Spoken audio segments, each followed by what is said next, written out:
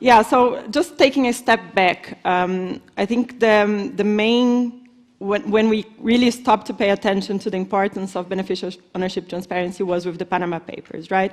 So in the Panama Papers, which was a leak from Mossack Fonseca, we learned that more than 140 politicians had more than 200,000 offshore companies that they were using to pay bribes, to launder money, to buy assets, and open bank accounts across the globe. And then fast forward to a couple of years ago, we have another leak, this time 11 other providers, such as Mossack Fonseca, working on similar type, providing the similar types of service. And here we have more than 35 actually world leaders, so people in positions of power also appearing there behind shell companies, offshore companies across the globe. And then we have a shift. We have a shift because we start to have the first investigations that are actually using data available to the public, available to journalists, rather than leaks.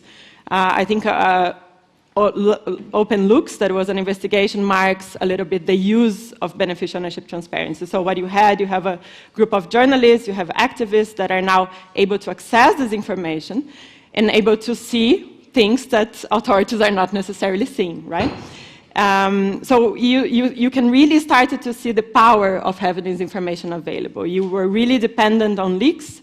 You can now use publicly available information to detect potential corruption, to detect potential case of wrongdoing.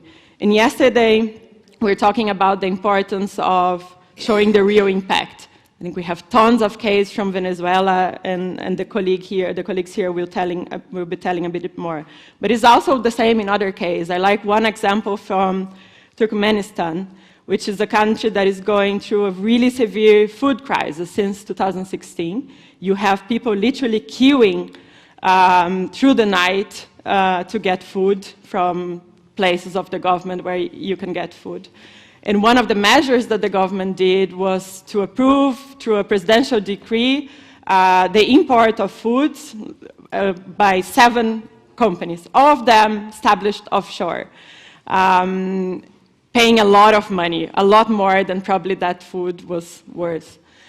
And when the register of beneficial ownership register of the UK became available, you were able to see that at least two of those companies were actually connected to the president himself. And they were just set up a month before the presidential decree. So it's not that they were working in this business of importing food. And it's concrete, right? It's really concrete. You had there people queuing for food, and you have overpriced food just to benefit as much, and very easy to do, no? So it was really a shock when the European Court of Justice issued this decision in November last year. For those of you who are not familiar with the decision, how it came about, basically you had at least 3 businessmen from Luxembourg who went to court in Luxembourg. They were not challenging the public register, they were challenging the rules for exception. So they wanted to apply for having their names not disclosed in the register. They were denied by the register authority, then went to court. So instead of the court assessing, is there actually a risk? Would these people be at risk if their names were in the register? The court ignored that question and decided to refer to the European Court of Justice with a much larger question that was, does public access infringe on privacy rights and on data protection? And the court decided that yes, it does. It decided on kind of a vacuum. I was just talking to Helen about this. There was no actually decision on the material decision. Nobody assessed what are the risks, how are the risks being mitigated, and so on and so forth. I come from Brazil, which is a pretty violent country, and I think a lot of people here come from countries where there is a lot of violence. And we all know that we don't need a beneficial ownership register to know who has money, no? Who has wealth, who has a luxury life. I think social media is a lot more dangerous than a beneficial ownership register. But this type of assessment didn't happen. So the court decided that putting in a balance there, there is not enough to justify public access to the information. So there is a public interest, the court recognizes that, but doesn't recognize that any member of the public should have access to the register. The court recognizes the role of civil society and journalists and says that if you can, as long as you can demonstrate, you can show that you have a legitimate interest, then you should be able to access this information. So this gives some hope, but we also know that it's really problematic because a legitimate interest type of access was what we had at the EU. So the fourth EU Anti-Money Laundering Directive established exactly this mechanism, and it didn't work. We have a lot of examples where we and journalists try to access this information, and different member states would treat requests in a different manner. So, for example, in Germany, we tried to access that information before the register was publicly available, and we would have to answer several questions of why we're investigating, why we want to know that information, how we're going to use that information. And then when we got finally the information, it was redacted. So black things on the information that you needed. So there is definitely a risk, and we know that different member states will apply this differently, right? So the fact that the court recognized the legitimate interests of civil society journalists is important, but there are challenges in implementing that, right?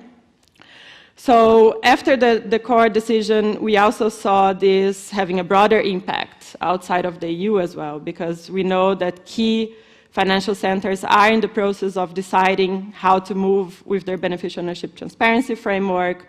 The US is one of them, and we know it's not going to be public, but now even less.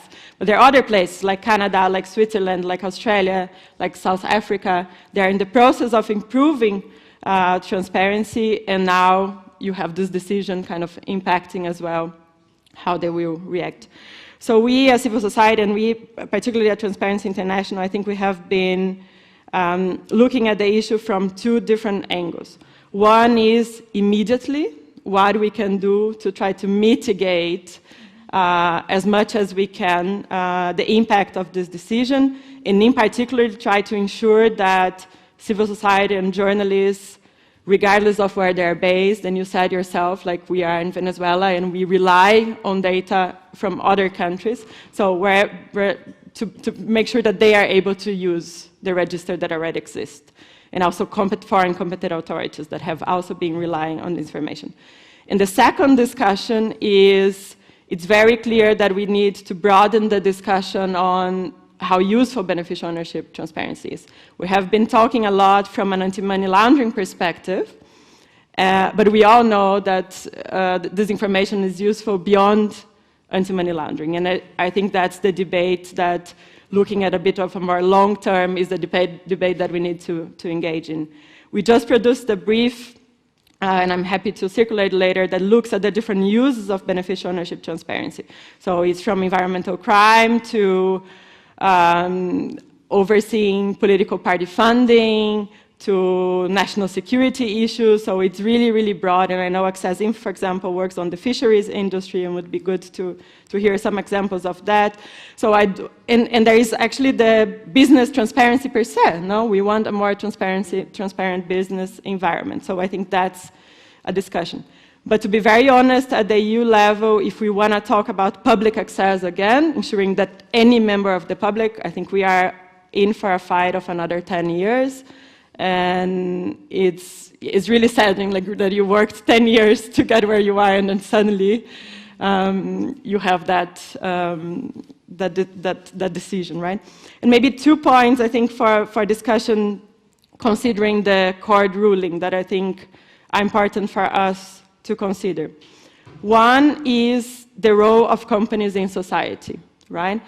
I was in a panel maybe 2 months ago with the main law behind this case in Luxembourg, which is a law firm that is quite known to be on a crusade against transparency. And it was very clear in the debate with this lawyer that we just have very different understanding of what is the role of a company in society. And I think we need to evolve in that discussion, that owning a company doesn't give anyone the right of remaining anonymous. Companies are not there for you to hide behind. Companies are there to make business transactions easier, to protect you from there is limited liability, but nowhere is saying that you should be able to use companies to deceive, hide, facilitate business transactions in a way that you're actually deceiving your business partners, and so on. And I think the second discussion, which is related to that, that is the role of legal entities, is how privacy rights should apply to legal entities. So together with Adam, who is here from Transparency International, we prepared an amicus curiae that we submitted to the European Court of Justice. It's an informal amicus because as civil society we don't have standing to submit it formally to the European Court of Justice. But this is one of the things we raise. So the type of privacy protection that should be applied to a legal entity is not the same that should be applied to an individual. Nobody is asking personal information about the beneficial owner. I don't care about the gender, I don't care about the sexual orientation, about the religion. We just want the information that is connected to the company to be made available. Nothing more than that. So I think that's the balance of probabilities, that the balance that the judge should be analyzing. It's not a general thing, right? And that didn't happen. This was not the case. And just to finalize very briefly, we have been talking also a lot about the power of beneficial ownership registers. And just to say that nobody here is naive. We don't think that you create a beneficial ownership register and our problems are solved. That's not what we have been saying.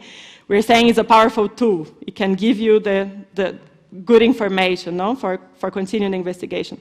But also what our research shows is that how effective and how useful those registers are will depend on several things. No? It will depend on the quality of the information, will depend on the type of access that is guaranteed, and I'm not only talking about public access, I'm also talking about the type of access by authorities themselves, because our research shows that in countries where authorities have open data access, they can cross-check this information they use in a much more proactive way than in other countries that they have to request, for example, the information. And also, it will depend also how this information can be used as evidence and by other countries as well, right? So that's another debate on kind of what you need to have in place to ensure an efficient and effective transparent beneficial ownership transparency system, but something just for us to keep in mind.